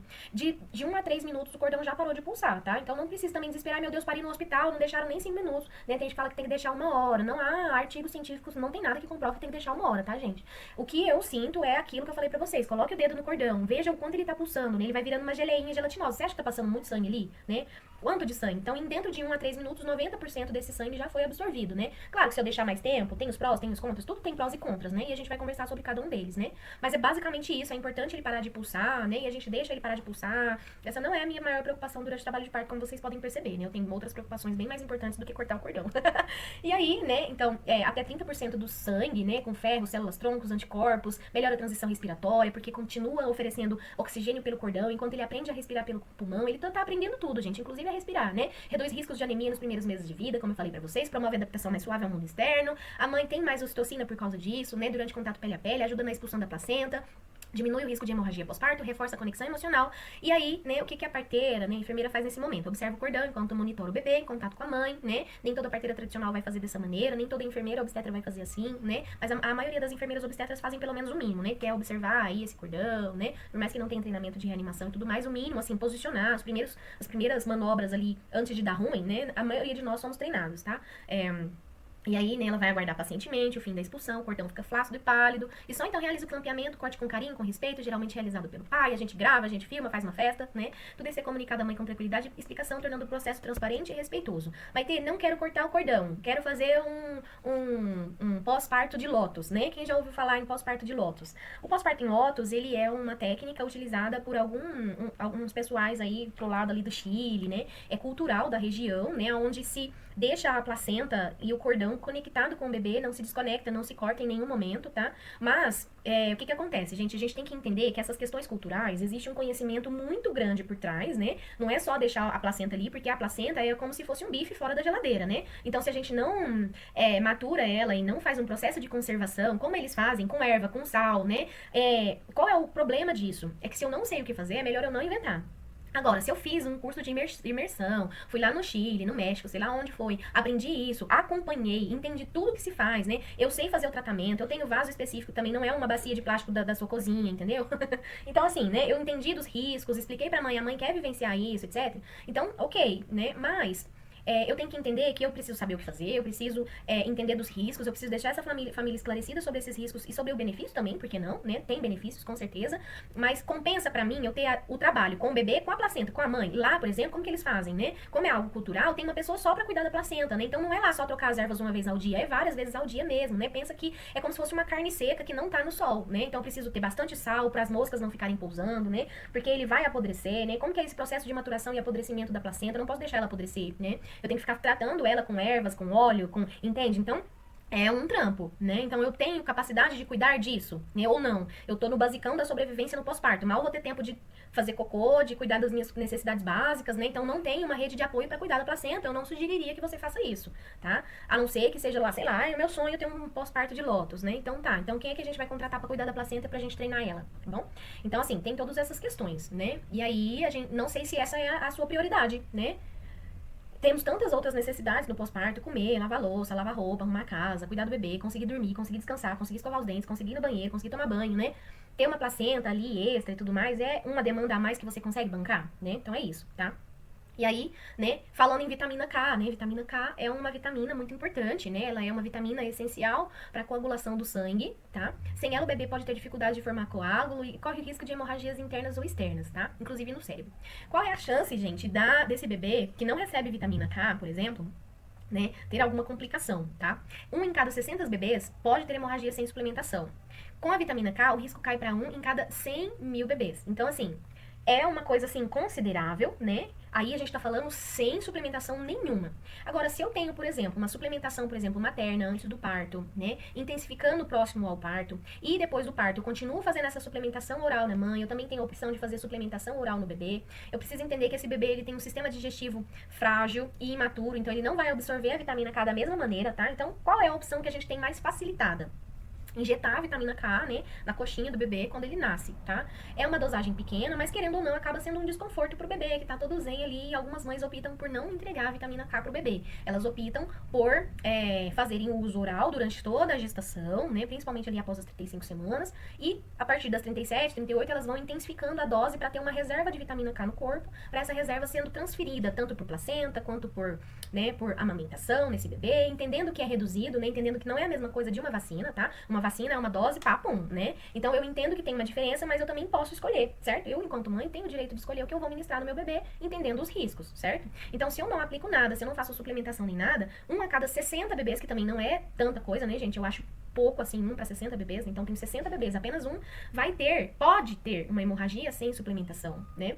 E isso também está relacionado, por exemplo, se é uma gestação de alto risco, eu tenho mais chance desse bebê entrar nesse 1 para 60, sabe? Se é uma gestação de baixo risco, com uma mãe que tem uma nutrição adequada, tudo isso vai diminuindo, tá, gente? Então, eu preciso considerar como é a minha gestação. Eu tenho uma alimentação ok, né? Por exemplo, anêmicas têm mais chance, não anêmicas têm menos chances, né? E etc, entendeu? Porque a coagulação, ela não tem a ver só com a vitamina K, ela também tem a ver com ferro, né? Então, se eu não tenho ferro muito abundante durante a gestação, como que eu vou dar ferro pro meu bebê se eu não tenho nem pra mim, né? Então, tudo isso precisa ser considerado, tá? O que a Maitê faz? Eu deixo a gestante escolher, né? Mas eu sempre influencio de alguma forma a incentivar pelo menos a suplementação oral para as mães mais resistentes a não quero colocar nada no corpo do meu bebê assim que ele nasce, né? Mas a gente precisa fazer alguma coisa. Eu acho muito importante fazer alguma coisa. Não fazer nada, tipo assim, nem suplementar via oral na mãe e nem dar a vitamina do bebê não é algo que eu recomende, tá? Mas, Maitê, eu posso escolher mesmo assim? Pode, você pode escolher tudo que você quiser, certo? Agora, né? O meu papel é deixar você esclarecida sobre os riscos, né? E é isso, tá? Nunca acompanhei uma gestante que não quis suplementar nem mesmo oral, tá, gente? Geralmente elas querem nem que seja oralmente falando, até porque a vitamina K, né, É uma despesa que é da família, né? Então, a família compra a vitamina e eu ministro, tá? Não é como os outros medicamentos que já estão inclusos no pacote, né? Então, isso precisa ser decidido entre a família, né? Conversado muito bem. E aí, eu peço que, se você tem dúvidas em relação à vitamina K, se você quer mais explicações sobre a vitamina K, para você decidir se vai ser via oral, né? Se vai ser via injetável mesmo no bebê e tudo mais, você precisa me dizer, depois desse vídeo, tá? O que você acha da vitamina K, tá? Se você quer, se você não quer, se você quer oral, se você não quer. Por quê? Porque a gente precisa comprar antes, né? Se a gente quer endovenosa, né? A gente precisa adquirir essa medicação antes. E se você quer via oral, eu sugiro também que você já compre antes para começar a suplementar, certo? Agora, eu posso também tomar oral durante a minha gestação e injetar no bebê na hora que ele nasce? Sim, inclusive é bem indicado, porque como a vitamina K, ela equilibra na coagulação, ela equilibra a capacidade do sangue coagular, eu tenho uma coagulação materna melhor também, né? Então, se essa mulher tá fazendo ingesta, eu gosto muito de suplementar a vitamina K na mãe no final da gestação, justamente por isso. Claro que algumas mães, né, têm mais risco de hemorragia, por exemplo, e essas são fortalecidas ainda mais na questão dessa suplementação, tá? E aí, gente, a forma tardia da doença, né? Então, qual é o risco, né, da complementação, de não suplementar? Sem a vitamina K, o bebê pode desenvolver a doença hemorrágica do recém-nascido. Essa condição pode causar sangramentos graves e até fetais, né? Mas como eu disse, é uma taxa baixa, né, de bebês que têm doenças, mas eu falo, ok, a chance é pequena, mas e se você tiver entre 1 a cada 60? Como você lidaria, né? Então, assim, quando é uma gestação de baixo risco, uma nutrição adequada, né? Uma mãe que já está fazendo suplementação oral de vitamina K e se intensifica durante o parto e tudo mais, a gente diminui essa taxa, já não é mais 1 para 60, tá? É 1 a cada 100, mais ou menos. E aí, eu tenho o poder de escolha. Mas com a vitamina K, eu entendo que esse risco, ele cai de 1 a cada, né, 100 mil. Sabe aqueles bebês, né, antigamente, né, com as parteiras tradicionais a gente vê muito isso, de não poder sair de casa pelos próximos 7 dias, né? Porque tem o mal de 7 dias, lembra? A questão disso é que é isso, né? Porque essa doença, ela tem ali, né, esse prazo de 7 dias para se mostrar presente, né? Então, não é algo que o bebê vai sentir logo após nascer, tá? Então, não é algo que vai acontecer ali na nossa hora de ouro, né? A suplementação acontece na hora de ouro, mas a intercorrência só vai acontecer tardiamente falando, né? Nesse tempo de 7 dias, ou então mais tardia ainda, né? Entre 2 e 3 semanas, 2 semanas e 3 meses, né? É a mais perigosa porque pode causar hemorragia cerebral silenciosa, né? Eu tenho, então, a opção, né, de dar via intramuscular, que é uma dose única na coxa do bebê logo após o nascimento. É a forma mais eficaz e segura, segundo a maioria dos estudos, protege contra todas as formas dessa doença, inclusive a tardia, né? Eu tenho também a via oral, que pode ser dada em gotas, mas que exige múltiplas doses, né? Aí a gente tem um processinho, né? Quanto que dá ao nascer, quanto a gente repete repete com 7 dias, depois repete entre 2 e 4 semanas. Ela é menos eficaz, né? Principalmente se houver erro na administração, então a gente precisa seguir certinho, assim, não, mas eu quero dar via oral pro meu bebê, né? Então a gente precisa seguir certinho, olha, a gente vai colocar 2 miligramas ao nascer, a gente vai repetir 2 miligramas com 7 dias, né? E a gente vai repetir, depois de 2 semanas, mais 2 miligramas. Então são 3 doses de 2 miligramas que a gente precisa entregar para esse bebê, certo? É importante, muito importante, essencial que você coloque o celular para gritar, enfim, que você não se esqueça. Por quê? A Maitê não vai mandar mensagem para você, oi, tudo bem, você se lembrou de colocar? Não, eu vou te recomendar, eu vou te orientar, a gente vai colocar isso, programar seu celular juntas, né? Provavelmente eu vou te dar isso por escrito, porque todas as orientações que eu passo ali no pós-parto, principalmente eu passo por escrito, porque eu sei que a nossa mente tá em outro lugar, né? Então a gente esquece mesmo, então a gente vai tomar todas as medidas enquanto nós estivermos juntas pra você não esquecer. Mas a lembrança precisa ser sua, né? Por quê? Porque eu vou estar com outras gestantes, em outras situações e tudo mais. Em alguns casos eu combino com a pessoa. Vamos colocar? Eu coloco aqui no meu, né? Daqui 7 dias pra você dar. Até porque em 7 dias, gente, eu faço uma visita de pós-parto, né? Então, geralmente sou eu mesmo que dou essa dose. Ou então, se a mãe não comprou, né? Eu falo pra ela, olha, você tem que dar até amanhã, então corre, né? Mas geralmente a gente já compra essas doses todas antes do parto, tá? Tipo, logo assim, né? A gente já compra todas juntas justamente pra não ficar esperando comprar, porque o pós-parto é um momento complicado, né? Tem que ficar saindo pra comprar medicação de emergência não é legal, porque pode ser que não encontre, ainda mais aqui que a gente mora em cidade pequena, né, etc. Mas enfim, então, ela tem uma menor eficácia se eu esquecer, se eu tiver erro na medicação, se eu me atrasar ou se o bebê vomitar, né? Então, ó, eu entreguei a dosagem, o bebê vomitou, eu preciso repetir, tá? Então, pode ser utilizado em partos domiciliares com acompanhamento pediátrico, e o pediatra não precisa necessariamente estar durante o parto, tá? Ele pode acompanhar ali, né, nos atendimentos, nas consultas pediátricas de pós-parto, né? Porque a gente precisa acompanhar a ganho de peso do bebê, tudo isso, certo? A gente ainda vai ter um vídeo pra falar sobre pós-parto e tudo mais, tá bom? Documentação, né? Coisas que devem ter muitas dúvidas por aí. Mas, né, eu também tenho a opção de fazer via oral pra mãe. A gestante pode consumir alimentos ricos em vitamina K, como couve, brócolis e espinafre, e também suplementar a vitamina, né? Tipo, tomar a vitamina em cápsula mesmo, que é até mais efetivo do que comer os alimentos. Mas não que não possa comer os alimentos, que também são alimentos muito benéficos para a saúde, né?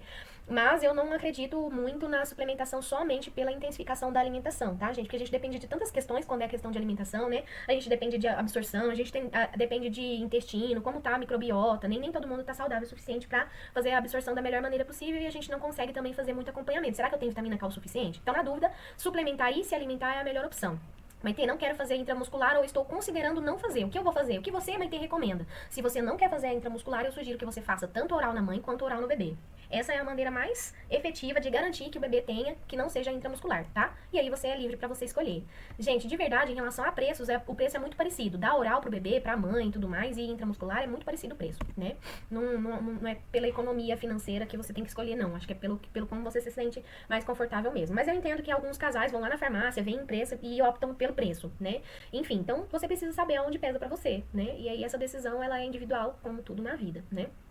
Quais são os exames físicos e as medidas antropométricas que a gente faz no bebê, né? O que é um exame físico, o que é uma medida antropométrica?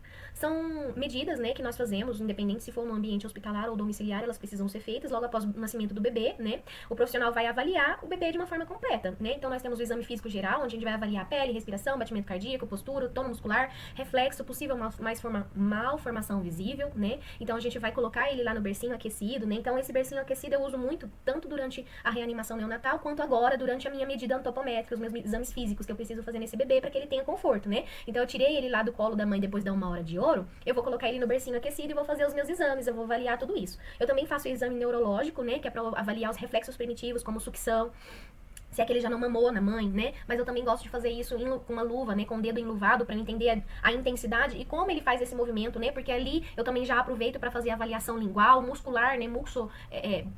Bucomaxilo, né? Então, eu também fiz cursos específicos para amamentação e para essa questão de identificar a língua, né? Coisas que a gente previne muito sofrimento, muita dor de cabeça para a mãe quando a gente faz bem feito, né? Então é importante. Apreensão, né? O reflexo de Moro, né? O tônus muscular, então todas as respostas neuromusculares do bebê, né?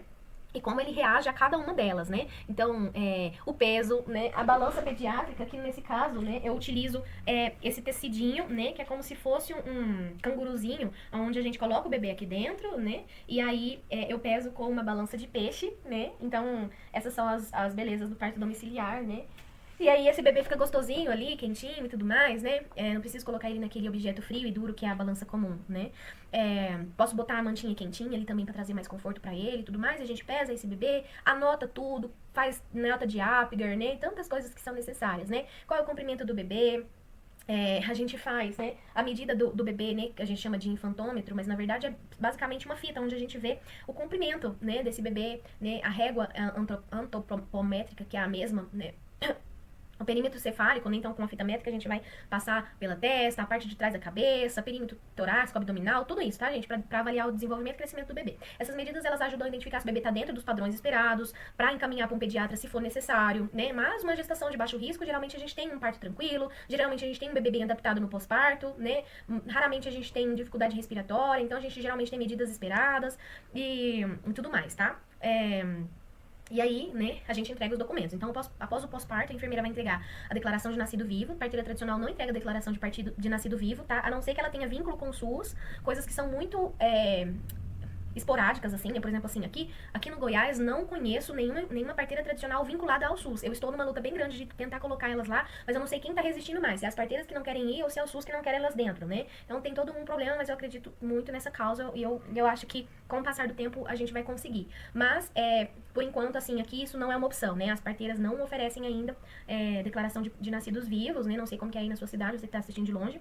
Mas, geralmente, quem tem liberação para entregar esse documento é a enfermeira, né? Enfermeira obstetra, tá? Também não é qualquer enfermeira, né?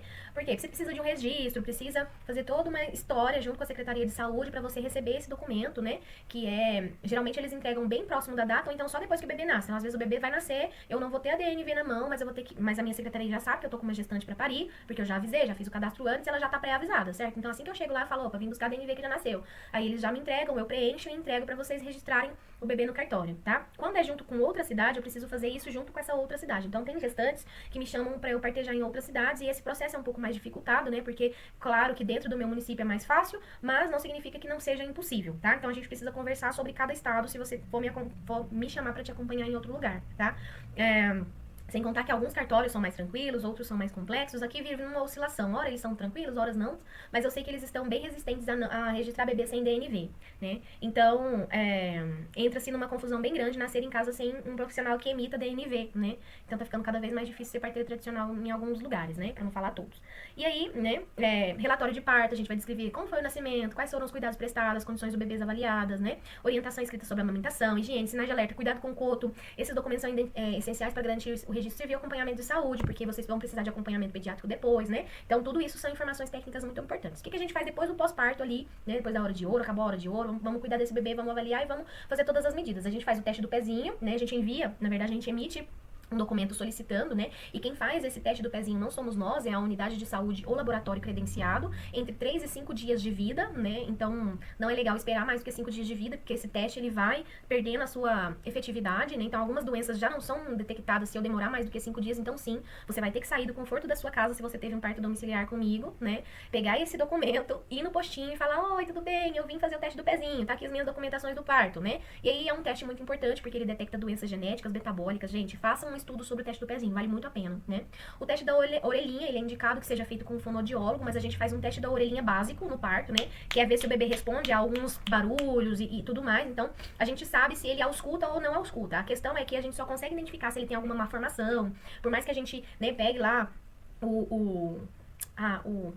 esqueci o nome. E observe, né, tímpano e tudo mais. Por mais que a gente faça uma observação superficial, né, essencial, mas não completa, a gente não consegue, por exemplo, identificar se esse bebê escuta, por exemplo, só uma porcentagem da ausculta, né? Então, coisas assim, né, possíveis doenças de audição, a gente não identifica, certo? As que não sejam tão óbvias, né? Mas as mais óbvias a gente vai avaliar. E é indicado que seja feito até 3 meses de vida, né? O teste do olhinho, a gente também faz o teste do olhinho em casa, né? E o profissional precisa ser habilitado, a gente faz os exames, por exemplo, com uma lanterna, vê se a pupila dilata, o quanto dilata, se ele acompanha, se ele não acompanha. Então, o teste do olhinho básico, a gente identifica, tá? Então, alguns profissionais têm treinamento para detectar catarata, glaucoma e outras alterações, mas eu gosto muito de sempre pedir que a gestante vá com seu bebê, né, que no caso agora a mãe, né, vá com seu bebê no pediatra, tá, gente? Não é porque eu faço a maioria das coisas que a gente descarta a necessidade dela ir no pediatra. Ela vai ter menos necessidade, mas é legal que ela acompanhe com os dois, né? Porque às vezes o que eu não vi o pediatra consegue ver, né, etc. E aí as vacinas iniciais a gente não dá em casa, né? Ela é dada nas primeiras semanas no posto de saúde, como a BCG, hepatite B, né? E aí, a gente vai, então, né, avaliar a marcha do bebê, gente. É muito gostosinho. A gente fica ali meio que curtindo o bebê. Mexe pra um lado, mexe pro outro, vê como que ele vai reagindo, né? E aí um teste que é muito importante, que é o teste da linguinha, né? O teste da linguinha, novamente, precisa ser habilitado pra isso, porque tem muitos profissionais que olham pra linguinha, acham ela meio estranha e já pede pra fazer uma cirurgia, né? E nem todos. Inclusive, tem língua que parece estar comum, mas o bebê não tá ganhando peso. Então, a gente também nunca avalia só a língua. Tem a musculatura, tem como ele suga, né? O movimento que ele faz com a língua na hora de mamar. São muitas questões que a gente precisa avaliar, tá?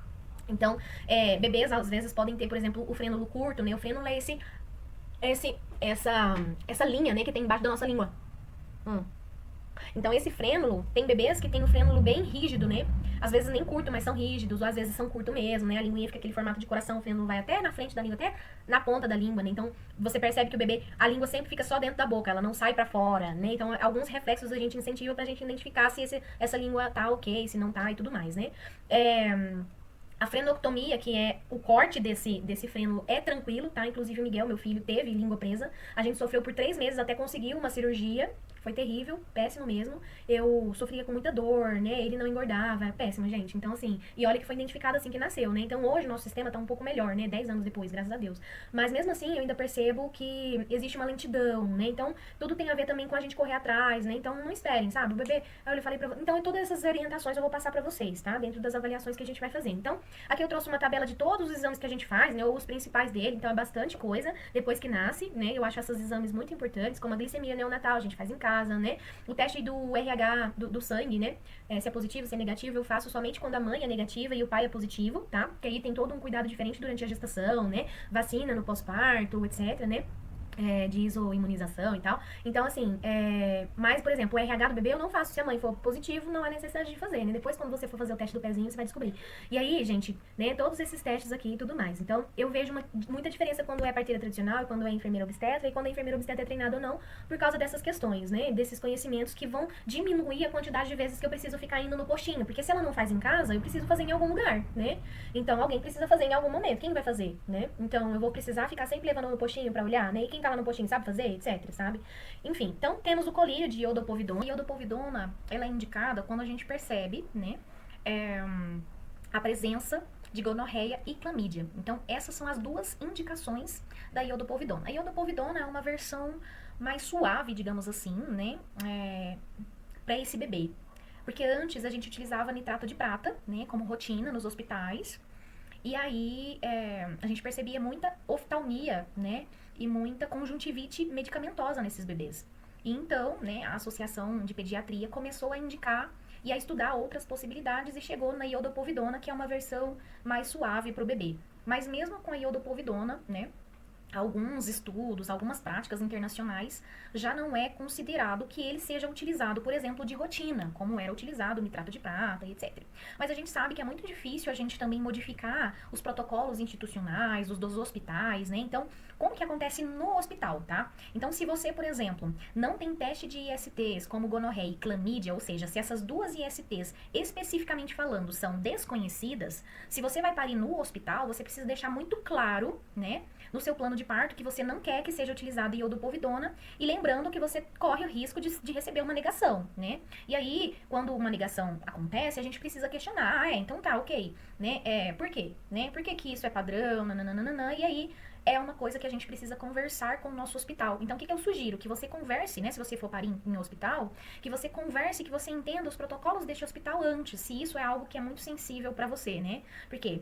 Porque a iodopovidona, por mais que ela seja menos irritante do que o nitrato de prata, né, e mais segura, ainda é um incômodo pro bebê, né? E muitas mães falam, não quero, Maitê, não quero mesmo, né? Então, quando você não quer, quais são os dois caminhos que você tem? Ou você pode fazer um exame, né, comprovando que você não tem gonorreia e clamídia, aí não tem como contestar, né, porque você está comprovando. Então, o iodo não é, né, não é indicado para essas duas doenças. Então, se eu não tenho, eu posso recusá-la, né, eu posso pedir que não seja utilizado no meu bebê, já que é uma medicação específica, né? Agora, se você não quer também colher o exame de gonorreia, entenda que você precisa, então, compreender qual é o método deste hospital que você vai parir, né? Se é possível negociar, se não é, mesmo colocando em plano de parto, isso não garante, concorda? Porque depende do médico, do pediatra que vai receber esse bebê, então é uma questão complexa, né? Então, a melhor forma, assim, de garantir 100% uma certeza em ambiente hospitalar que o seu bebê não vai receber iodopovidona sem necessidade, a melhor recomendação é, faça esses dois testes, né? Geralmente eles não são oferecidos pelo SUS, nem pelo menos aqui no Goiás não é, né? Então, talvez compense você pagar, por exemplo, para fazer uma coleta, né? Enfim. Agora, se você vai fazer um parto domiciliar, aí já é uma questão de conversar com a sua equipe, tá? Então, existem alguns protocolos internacionais, né, que falam, inclusive, que a iodopovidona também não é 100% eficaz, mesmo que você tenha positivo para gonorreia e clamídia. Algumas instituições, principalmente no Reino Unido, falam que, né, isso já é uma prática defasada, né, que é muito melhor ficar em observação com esse bebê, né, observar se ele tem febre, enfim, observar se ele tem alguma reação, entende? Para depois realmente tratar mais especificamente falando, tá? Mas, então, né, o que a OMS, o Ministério da Saúde, Sociedade Brasileira fala, né? O uso é universal, especialmente em contexto onde não há triagem prévia de infecções maternas, né? Então, se você já tem os exames de ISTs, né? Se você já tem exames específicos para gonorreia, clamídia e deu negativo, certeza a sua equipe não vai utilizar se for em parto domiciliar. Agora, se for em parto domiciliar e você mesmo não tendo a triagem desses exames, não quer utilizar, né? É algo que você precisa conversar com a sua equipe. Como que eu faço? Eu conto tudo isso, eu explico que é algo que pode ser feito, que pode não ser feito, que geralmente é feito de praxe nos hospitais, mas que no ambiente hospitalar, domiciliar, na verdade, a gente tem mais flexibilidade, né? E aí, o que que eu avalio, né? Olha, não temos sinais, não temos sintomas de gonorreia, não temos sintomas de clamídia, não temos corrimento ao normal, não temos coceira, não temos dor ao urinar, não tivemos infecção de urina durante a gestação. Qual é a chance de uma transmissão vertical, né, dessas doenças pro bebê, entende? Então, o ideal mesmo seria fazer esses exames, né, pra gente ter 100% de certeza, mas se eu não tenho acesso a esses exames ou eu não quero realizá-los, é algo que a gente precisa conversar, tá? Mas eu raramente aplico iodopovidona, gente, mas, novamente, é algo que a gente precisa conversar, né? Em relação ao Strepto B, o Strepto B, ele é uma bactéria muito comum, que pode estar presente na vagina ou no intestino da gestante. Um lugar que a gente geralmente quase não encontra Strepto B, mas que pode ser encontrado também é na urina, né? Quando a gente tem essa bactéria presente na urina, a gente entende que ele estava no intestino, migrou para a vagina e da vagina migrou para a bexiga, entende? Então perceba que ele geralmente não habita a bexiga, ele só chega na visita, na bexiga, porque ele foi transferido de lugar, né? Ele migrou de lugar, certo? Então, quando a gente tem ele presente na urina, geralmente a gente identifica pelo exame de urina, né? De urocultura, tá? Não no exame simples, né?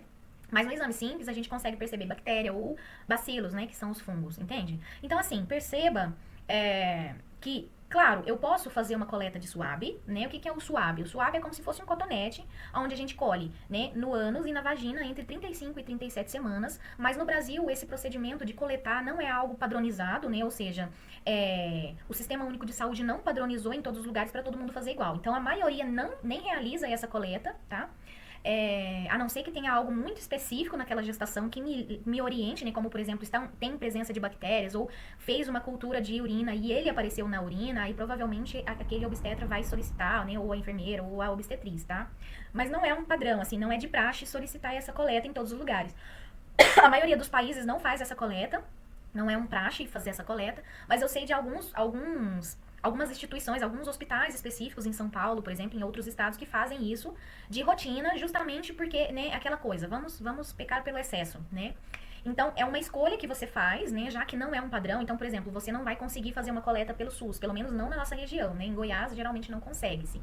Para a gente ter um resultado de streptococcus, a gente precisa pagar no laboratório, né? Por exemplo, na cidade onde nós estamos, o nosso laboratório não faz essa avaliação, tá? Então, eu não coleto no meu consultório, né? A gente não faz essa coleta. Quando a gestante opta por fazer essa coleta, a gente pode conversar as possibilidades, porque às vezes ela quer levar para Brasília, né? Enfim. Então, é algo que você precisa considerar se você realmente quer fazer ou não, né? Por que fazer, por que não fazer.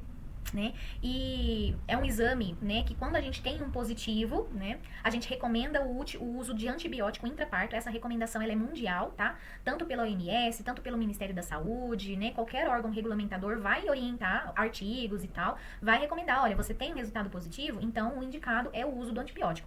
E esse positivo, ele pode vir de duas formas, certo? Tanto pela presença do Strepto B pela urocultura, pela urina, ou então pelo SUAB, tá? Geralmente, quando tem presença na urina, ainda se coleta, aí sim se coleta o SUAB vaginal e anal para perceber se isso está presente na vagina também, né? Porque vai que aconteceu ali um milagre, né? E ela só tá na bexiga, por exemplo, tá? Mas geralmente quando a gente encontra na bexiga, a gente também encontra nos outros lugares, mas é importante confirmação, até mesmo, né, pra gente realmente bater o martelo e dizer não, é positivo. Ai, Maitê, deu positivo. E agora, né? Fui fazer uma urocultura, né? São casos raros, tá, gente? Fui fazer um exame de urina, deu presente essa bactéria e aí meu médico pediu, né, pra fazer lá a coleta e deu positivo. O que eu faço? Se o seu plano era fazer um parto domiciliar, infelizmente esse plano vai por água abaixo. Por quê? Porque não fazemos antibiótico intra-domicílio, né? Então, os antibióticos, eles são feitos... no caso ali, intraparto, né, em ambiente hospitalar, tá? Então, numa programação de um parto domiciliar, a gente segue as mesmas recomendações gerais da Organização Mundial de Saúde, que é não fazer a coleta. Então, diante, né, dessa ausência, então a gente tem ali um cuidado de ficar observando se a mãe tem sinais de infecção, se o bebê tem sinais de infecção, entende? Diante de um sinal de infecção, a gente vai fazer uma investigação e vai identificar de onde vem aquela infecção, certo? Mas é interessante, gente, que mesmo sem o antibiótico, por exemplo, mães positivas, né? Vamos imaginar aí um positivo. Sem antibiótico, 1 a cada 200 bebês podem desenvolver a sepse, né? Que é a infecção que mesmo tratada não tem cura, né? Mesmo após um tratamento não se melhora, né? Ou até mesmo uma infecção não tratada também pode evoluir para sepse, né? A sepse é a evolução de uma infecção, entende? Então pensa comigo, né? Uma mãe que tem positivo, 1 a cada 200 bebês ainda desenvolvem, né? 1 a cada 200 bebês podem desenvolver essa sepse. Então, mesmo eu tendo positivo, aplica-se esse antibiótico como uma prevenção, né? E aí, com o antibiótico, o risco cai para 1 em cada 4.000 bebês, né? Então, diminui-se, mas perceba que ainda não é zero. Nada é zero na obstetrícia, né, gente? Todas as nossas decisões, elas são possíveis, passíveis de né? E isso é na nossa vida, né? Eu sempre falo, olha, toda decisão que a gente toma tem uma chance de dar erro, né? Ok, claro, algumas coisas mais erro, outras menos erro, e é por isso que existem os estudos, né? Pra gente ter uma noção da porcentagem, e é uma porcentagem baixa, né? A mortalidade pode chegar a 20% em prematuros positivos, né? E aí, né, a gente entra naquela decisão, coletar, não coletar, né? E aí eu novamente retorno para você essa pergunta, né? Principalmente você que vai parir comigo. O que você sente quando você ouve isso, né? Strepto B, né? Por exemplo, olha, já fizemos urocultura durante a gestação, não deu presente na urina, né? Ou mesmo eu tendo infecções de urina, porque infecção de urina pode ser relacionada a essa bactéria, mas pode ser relacionada a tantas outras coisas, né, gente? A infecção de urina, ela pode ter várias fontes, né? E aí, Se não é especificamente voltada para o grupo B, o que você quer? Você quer coletar? Não quer coletar, né? E você vai coletar, vai enviar isso para um laboratório de uma outra cidade. E se der positivo, ok, a gente romper com o nosso compromisso de um parto domiciliar ou não, né? Então, a maioria das mulheres, né, que acompanham comigo, decidem não fazer e a gente arca com isso juntas, né? Por quê? Porque fizemos um bom pré-natal, identificamos, trabalhando as infecções. Se elas surgirem, se não surgirem, novamente, mais uma vez, precisamos conversar. Como você se sente em relação a ter isso como algo desconhecido, né? E como é entender que existe um risco, né? Olha, eu não coletei, o risco existe? Ele existe. É bem baixo, né? É por isso que não se coleta, porque o risco é baixo, né? Mas ele existe, assim como parir em casa é um risco que existe, né? Parir no hospital, fazer uma cesariana é um risco ainda mais aumentado, né? Riscos que às vezes a gente nem sabe desses riscos, nem somos informadas deles, mas eles existem. Viver é um risco, respirar é um risco, né? E o parto domiciliar, ele é como andar de avião. É o meio mais seguro de se viajar, mas quando dá ruim, né? E isso também é sobre autorresponsabilidade. Quando eu tô pronta para responsabilizar sobre as minhas decisões, né? E mais uma vez, vamos conversar sobre isso. Me chamem para conversar, né? Se isso é algo que pesa para você ou não. Ah, não, Maite, se ninguém coleta, se o SUS não recomenda coletar, se o Ministério da Saúde não recomenda coletar, eu não vou coletar, tô confiando aí que a maioria dá bom e que eu vou estar no meio desses. Ou não, Maite, eu sou desconfiada, quero coletar, mesmo que eu esteja fazendo um planejamento de um parto domiciliar, quero coletar tudo que eu tenho direito, porque eu quero ir com 100% de certeza que tá tudo negativo, né? Mais uma vez, vamos conversar sobre isso, né? Pra gente entender quando é que a gente vai fazer a coleta e como que nós vamos fazer, tá? E é isso, assim, né, gente? Tudo tem risco. Se eu não aplico o iodopovidona, que é o colírio específico para clamídia e gonorreia, eu tenho um risco, né? Se eu aplico o iodo, eu também tenho um risco, porque se eu não tenho nem gonorreia nem clamídia, por que é que eu vou aplicar um colírio tão forte nos olhos do meu bebê, né? E se eu fiz esse teste, se eu não fiz esse teste, quais são os riscos, né? Eu espero que eu tenha esclarecido um pouco sobre isso e que se ficou alguma coisa, assim, meio obscura para você ainda, ou que se talvez você precise de uma explicação com outras palavras, enfim, me procura, né? Eu acho que é muito importante a gente ir para esse momento, que é o parto, com todas as dúvidas possíveis sanadas, né? Garantir a respiração, verificar reflexos nas primeiras 24 horas, principalmente, por isso que a gente faz visita em 24 horas, em 7 dias, e depois eu faço uma visita dentro do resguardo, né? Dentro dos 40 dias, tá? Realizar exames físicos, padrão de amamentação, acompanhamento pediátrico, até o 7º dia de vida, o ideal, né? Que a primeira consulta pediátrica seja nesse tempo. Observação constante do umbigo, né? Possíveis urgências no pós-parto imediato, a gente vai ter um vídeo só pra falar sobre as urgências, tá? Eu falei aqui hoje da reanimação neonatal, porque eu também falei bastante sobre os cuidados com bebês, medidas antropométricas, que eu não vou tomar de novo esse assunto em outro momento de forma tão explicada, tá? Mas eu vou ter a gente vai ter um encontro, um vídeo só pra falar sobre as emergências, principalmente pra falar da mãe, né? Porque a gente falou muito hoje sobre o bebê, né? E pouco da mãe. A única coisa que eu citei da mãe foi a hemorragia, né? Mas a gente tem várias coisas relacionadas à mãe, tá? Por exemplo, distócia de ombro, né? Coisas que a gente precisa falar sobre pra gente saber o que esperar. Inclusive, no nosso encontro de preparo pro parto, que a gente tem que ter pelo menos um, né? Já tá incluso no nosso pacote, a gente vai treinar, tá? A gente vai... parou né? O bebê tá nascendo. O que é uma distócia de ombro? Quais são as posições que a gente precisa fazer? Por quê? Pra que quando chegue lá no parto, se eu tiver uma distócia de ombro e eu falar pra vocês assim, virem, gente, vocês não vão ficar bravos comigo porque eu tô interferindo, né? Vocês sabem que é porque eu já avaliei e a gente já entendeu que precisamos virar e por que virar, entendeu?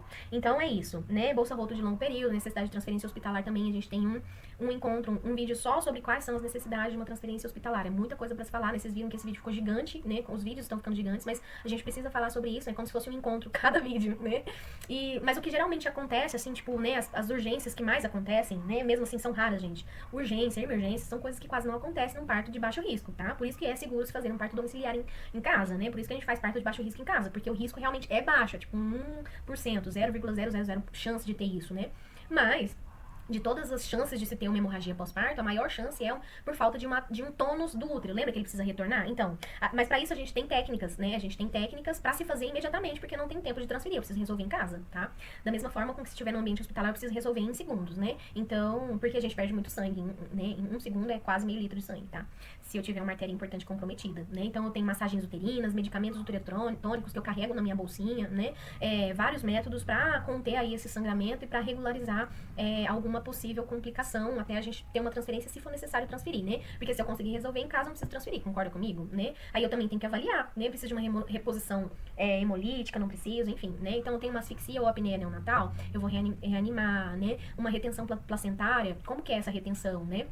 É uma retenção que eu consigo resolver com uma acupuntura, com uma massagem uterina, é possível, né? Então, tudo isso eu preciso reavaliar, tá? E a gente vai falar com bastante detalhes sobre cada uma delas no próximo vídeo, sobre emergências, né? Tanto durante o parto quanto no pós-parto, tá? E o plano de contingência com tempo estimado até o hospital, eu preciso traçar esse plano A, plano B, plano C, que você vai me entregar depois desse vídeo, né?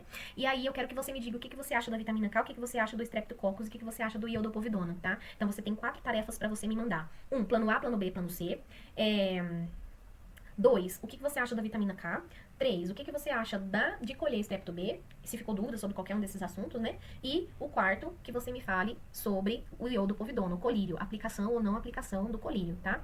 E eu vou te dar uma quinta tarefa também, que é pro pai, que é de fazer pelo menos uma vez esse trajeto, em alguns horários diferentes do dia, pra você ter uma noção de como que é trânsito, né? Como que é o caminho mais fácil, a rota mais fácil pro plano B, tá? Porque que é o hospital mais próximo, essas coisas, né? Por quê? Porque a gente precisa dessas clarezas, né? Essas coisas, quando a gente fala e pensa sobre elas antes, a gente consegue pensar em planos pra elas, né? Então de madrugada o melhor caminho é por ali. Ah, então de tarde o melhor caminho é por aqui. No meu caso, que a gente tá em cidade pequena, não tem tanto isso, né? Qual é o nosso plano aqui, né? A gente tem 2 opções, né? 3, na verdade. Uma é, né? Se der ruim, digamos assim, né? Meu plano A seria, né? Parir em casa. Meu plano B seria ir pro hospital daqui da cidade, né? E pegar uma ambulância. Se eu não tiver carro, essa é uma boa opção. Mas se eu tenho carro, eu não sei se essa é uma boa opção, entende? Porque eu vou precisar passar por toda uma triagem. E se é uma emergência, eu não tenho esse tempo, entende? Então, por exemplo, todos os recursos que eu tenho aqui no hospital da minha cidade, né? Que não é uma maternidade, que não tem uma UTI, eu tenho na minha bolsa. Eu tenho oxigênio, eu tenho ambu, eu tenho máscara laríngea, né?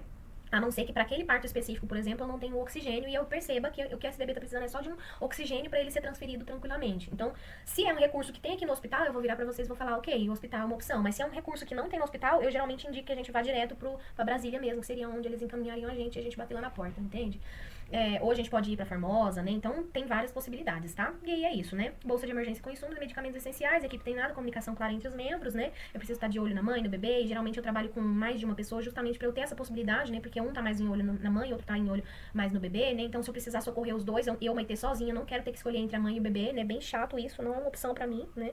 Por isso que eu sempre falo, olha, sou eu e eu preciso de uma ajudante, né? Quem vai ser essa ajudante, se eu vou treinar essa ajudante, não me importa, tá? Mas a gente precisa de alguém, nem que seja pra fazer uma massagem uterina enquanto eu aplico a medicação, por exemplo, etc, né? Dar conta de tudo sozinha é realmente muito difícil e muito arriscado. Mas é isso, a gente ainda vai falar sobre isso, né? Se é que a gente já não falou, sobre do porquê ter uma ajudante, né? E esses assuntos que são muitos assuntos, e aí me conta, e aí cumpra aí essas 5 tarefas que eu vou esperar você, tá bom? Beijo.